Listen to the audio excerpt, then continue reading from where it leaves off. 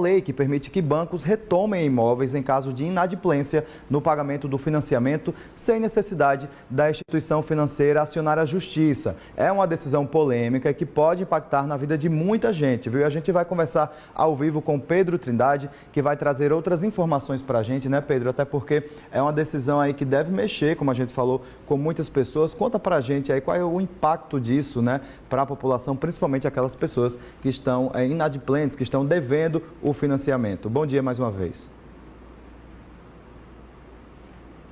Bom dia,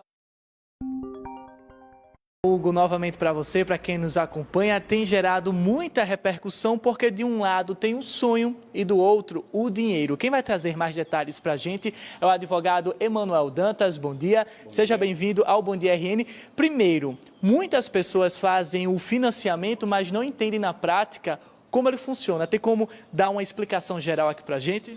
Bom dia a todos. Claro, de maneira bem simplória, quando você está fazendo financiamento de um imóvel por meio de alienação fiduciária, na verdade você está tomando uma dívida e fazendo com que aquela dívida seja paga por meio daquele bem que você, em tese, estaria financiando. Então, na verdade, você dá um bem em garantia, né? A parte credora, seja o banco financiadora, fica como proprietário desse bem e você toma uma dívida para si. Caso não pague essa dívida, esse bem é devolvido, no caso, para a credora ou para o banco. Advogado, mas eu estou lá fazendo o pagamento direitinho, cheguei a 50% da parcela, só que infelizmente aconteceu um imprevisto na minha família, não consegui pagar o restante. A instituição financeira realmente pode tomar esse imóvel e levar para leilão? Pode retomar esse imóvel. Obviamente, você deve discutir com a instituição financeira, verificar quais foram os termos que foram acordados para pagamento, talvez tentar conversar para diluir essas parcelas, né, aumentar o prazo para pagamento, fazer uma renegociação. Mas a instituição financeira pode sim retomar esse bem. Mas tem um critério específico, por exemplo, uma quantidade de parcelas não pagas, um valor específico do imóvel que está pendente? Não, vai depender de contrato para contrato. O que a gente indica é realmente ler o contrato do começo ao fim. Em caso de dúvida, contratar um advogado, um especialista, ou então conversar com a própria parte credora, seja ela o banco, a financiadora, para entender esses critérios e aí ficar de maneira esclarecida, regularizado esse procedimento. Vamos imaginar que paguei 80% das parcelas, não consigo mais pagar, conversei com a instituição financeira, não teve chance de negociação. Eu consigo receber pelo menos uma parte do que eu já paguei ou ficou para lá? Não, há casos que, por em comum acordo, a pessoa consegue algum valor retomado. Porém, isso não é a regra. O que a gente indica é, nesse tipo de situação, realmente se valer de uma comunicação junto à instituição financeira ou até mesmo das vias judiciais para se discutir esse adimplemento aí quase que substancial, né, quase 100%. Essa movimentação feita pelo STF entende que a instituição financeira pode pegar esse imóvel, levar para leilão sem passar por um processo judicial. Mas é uma motivação dela. No caso, se o cliente quiser levar para a via judicial, pode? Pode. A lei de alienação fiduciária garantida por ano de 97, a lei de 97, ela institui esse procedimento de maneira totalmente extrajudicial, a não ser em caso de retomada do bem, caso o devedor não saia do bem. Mas isso não indica que você não possa discutir qualquer fase desse trâmite por via judicial. É garantia constitucional a possibilidade de discutir essas questões por via judicial. Foi o que o STF falou. Não é inconstitucional esse procedimento feito por cartório de registro de imóveis, ou seja, de maneira extrajudicial, porém, qualquer uma das partes pode levar qualquer discussão para o judiciário, sim. Essa questão do financiamento de imóvel desperta nossa atenção, especialmente ao Minha Casa Minha Vida, né? Que é algo tão popular, faz parte da vida de muitos brasileiros e é responsável, inclusive, por uma expansão habitacional aqui na região metropolitana de Natal. Então, para esse programa, essa medida também vale?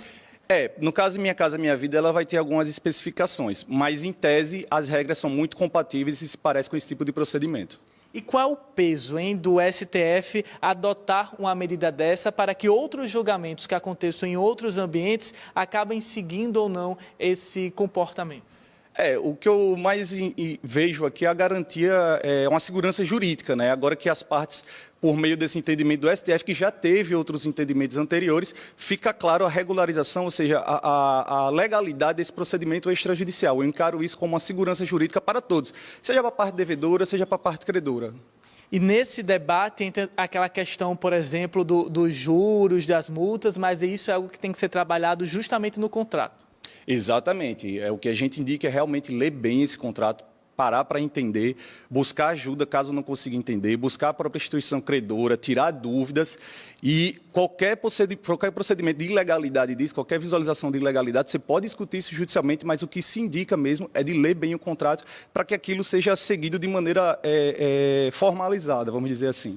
A compra de um imóvel é acompanhada ali do sonho, né? Muitas vezes é o primeiro imóvel, a pessoa se casou, quer construir uma família, ou quer ter seu momento de independência, vai para um apartamento, e aí ali naquela motivação acaba fazendo uma compra sem imaginar que é um processo longo, né? Às vezes leva anos. E quais são as orientações apresentadas para segurar um pouco a emoção, o calor do momento e pensar um pouco mais com a razão, considerando que envolve uma questão financeira também a longo prazo, que muitas vezes não tem como determinar se você vai ter essa renda por tanto tempo?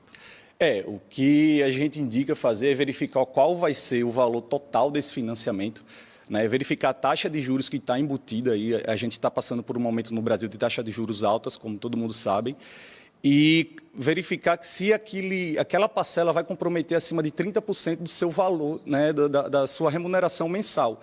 Então, esses 3 critérios aí já dão um bom caminho para quem está financiando o imóvel. E se precisar procurar uma consultoria jurídica, é necessário para ter esse suporte? Sim, a consultoria jurídica ela é sempre indicada para esse tipo de situação, porque na maioria das vezes esses contratos são complexos, né? Não são contratos simples. Então, ter um profissional habilitado que consiga visualizar essas condições, essas tratativas, os valores, até às vezes um contador também, tudo isso é válido sim, porque como você falou, a gente está diante de um financiamento aí que ultrapassa na maioria das vezes 10, 20, 30 anos e acaba comprometendo muito a renda mensal da família do Brasil, né? Muito obrigado pela participação. Acabamos de conversar com o advogado Emanuel Dantas.